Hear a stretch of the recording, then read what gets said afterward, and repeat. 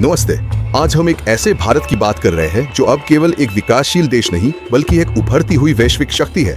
ये वही भारत है जो ना तो किसी के दबाव में झुकता है और ना ही अपनी संप्रभुता से समझौता करता है। मैं आज आपके सामने कुछ ठोस तथ्य और आंकड़े रखूंगा जो ये साबित करते हैं कि भारत आज आर्थिक, सामरिक और भू राजनीतिक दृष्टिकोण से कितना मजबूत हो चुका है। ये एक ऐसी कहानी है जो हमें गर्व से भर देती है, पर यह दिखाती है कि हमारा देश अब विश्व मंच पर अपनी शर्तों पर खड़ा है। तथ्यों पर आने से पहले हमारे पूर्व ऊर्जावान प्रधानमंत्री भारत रत्न श्री अटल बिहारी वाजपेयी की एक बहुत पुरानी कविता है। उस कविता को सुनते हुए हम आगे बढ़ेंगे। वो कविता इस प्रकार। अटल बिहारी वाजपेयी जी ने शायद ये कहा था कि भारत कोई भूमि का टुकड़ा नहीं है, एक जीता जागता राष्ट्र पुरुष है। अटल जी ने कहा था कि ये वंदन की धरती है, अभिनंदन की धरती है, ये अर्पण की भूमि है, ये तर्पण की भूमि है। इसकी नदी नदी हमारे लिए गंगा है, इसका कंकड़ कंकड़ हमारे लिए शंकर है। हम जिएंगे तो इस भारत के लिए और मरेंगे तो इस भारत के लिए, और मरने के बाद भी गंगा जल में बहती हुई हमारी अस्थियों को कोई कान लगाकर सुनेगा तो एक ही आवाज आएगी, भारत माता की जय। सबसे पहले आइए आर्थिक स्थिति की बात करें। आज भारत विश्व की चौथी सबसे बड़ी अर्थव्यवस्था है, जिसका आकार 4.171 ट्रिलियन डॉलर है। जापान, यूके, फ्रांस जैसे देश हमसे पीछे हैं। IMF का अनुमान है कि 2025-26 में हमारी GDP वृद्धि दर 6.8% होगी, जो अमेरिका और यूरोप की 2 से 3% की दर से दोगुनी है।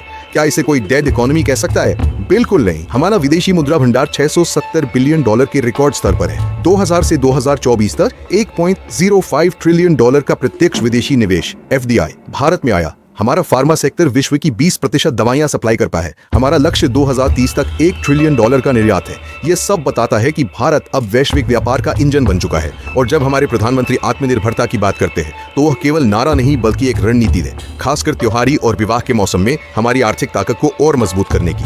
रक्षा के क्षेत्र में भी भारत ने लंबी छलांग लगाई है।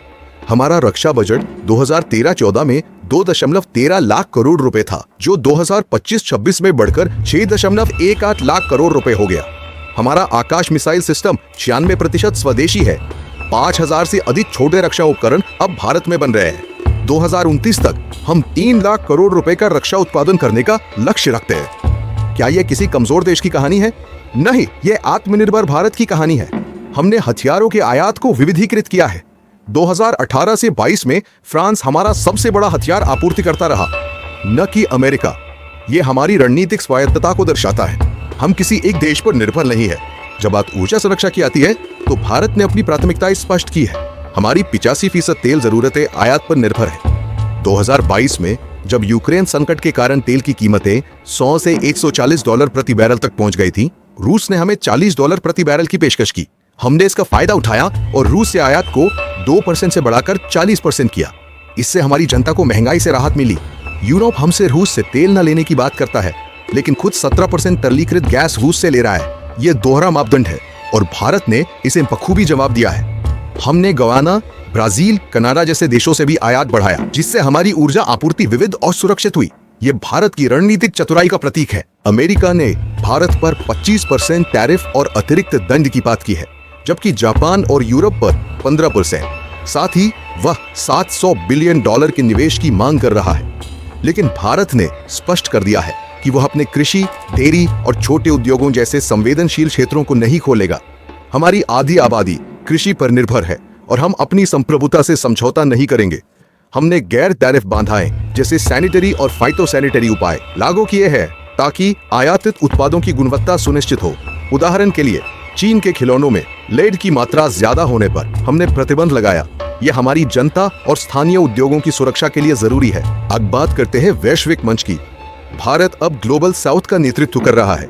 हमने इंडो पैसिफिक में अमेरिका केंद्रित नीति को चुनौती दी है और इंडिया लेड एशिया पैसिफिक का नया दृष्टिकोण प्रस्तावित किया है।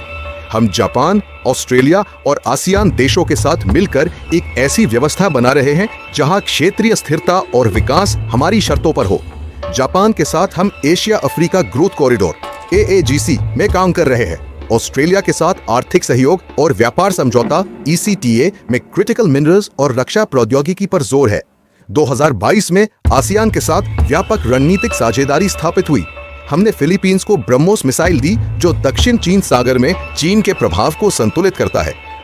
अमेरिका का दावा है कि वह बलूचिस्तान में तेल भंडारों के लिए निवेश करेगा, लेकिन हमने स्पष्ट किया है कि ये संसाधन एक स्वतंत्र बलूचिस्तान के हैं, न कि पाकिस्तान के। बलूचिस्तान में स्वतंत्रता की मांग करने वाले समूह भारत का समर्थन करते हैं। हमारी चाबहार बंदरगाह और अफगानिस्तान के साथ बैक चैनल कूटनीति ने हमारी क्षेत्रीय स्थिति को और मजबूत किया है। ये चीन पाकिस्तान आर्थिक गलियारा सीपेक के खिलाफ एक रणनीतिक जवाब है। दोस्तों, यह भारत का वह स्वर्णिम दौर है जहां हम न केवल अपनी आर्थिक और सामरिक ताकत को मजबूत कर रहे हैं, बल्कि वैश्विक मंच पर अपनी स्वतंत्र आवाज बुलंद कर रहे हैं। हमारा मल्टी अलाइनमेंट दृष्टिकोण, स्वदेशी रक्षा उत्पादन और ग्लोबल साउथ की नेतृत्वकारी भूमिका हमें 21वीं सदी का एशियाई लीडर बनाएगी। हमें अब जापान, ऑस्ट्रेलिया और आसियान के साथ कनेक्टिविटी डिप्लोमेसी को तेज करना है। रूस जैसे पारंपरिक साझेदारों के साथ संबंध और गहरे करने हैं, और सबसे जरूरी, हमें अपने देश के सम्मान और संप्रभुता को हर हाल में बनाए रखना है। इस नए भारत की इस यात्रा में आपका क्या योगदान हो सकता है? क्या हम एकजुट होकर इस वैश्विक शक्ति को और मजबूत कर सकते हैं? मुझे आपके विचार सुनने का इंतजार है। कमेंट सेक्शन में अपनी राय जरूर दें और हमारे चैनल को सब्सक्राइब करें। धन्यवाद। जय हिंद।